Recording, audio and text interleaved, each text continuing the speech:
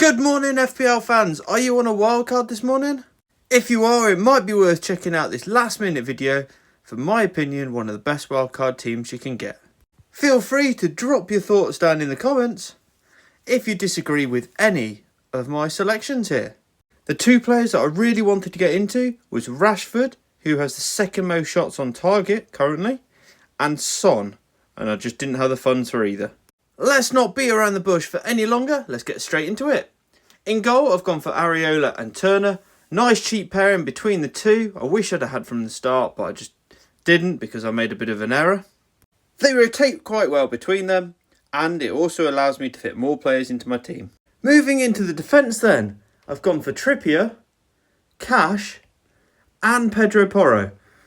All three are very high attacking output players. Then a bunch somewhere down here, we've gone for Lamptey and Taylor.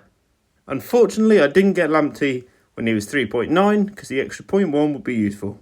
The reason being I was currently sat on Dan Burn and Kufel at West Ham. If you're going to get ahead of the curve on Kufel, I recommend it because yes, the next two fixtures aren't the best, but after that he's got a nice easy run for 5 or 6 game weeks.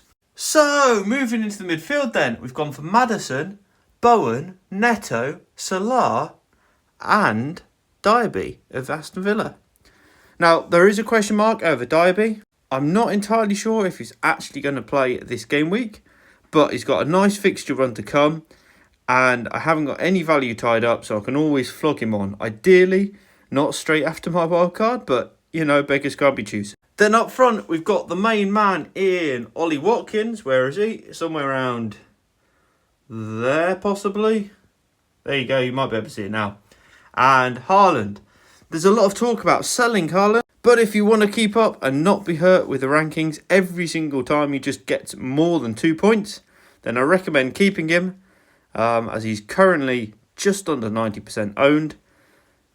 So yeah, it would really be detrimental to your rank if you don't have him.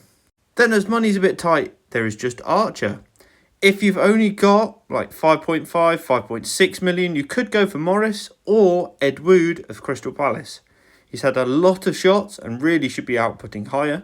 As I said at the start, the two players who I'd like to include was Rashford and Son, but I just didn't simply have the funds.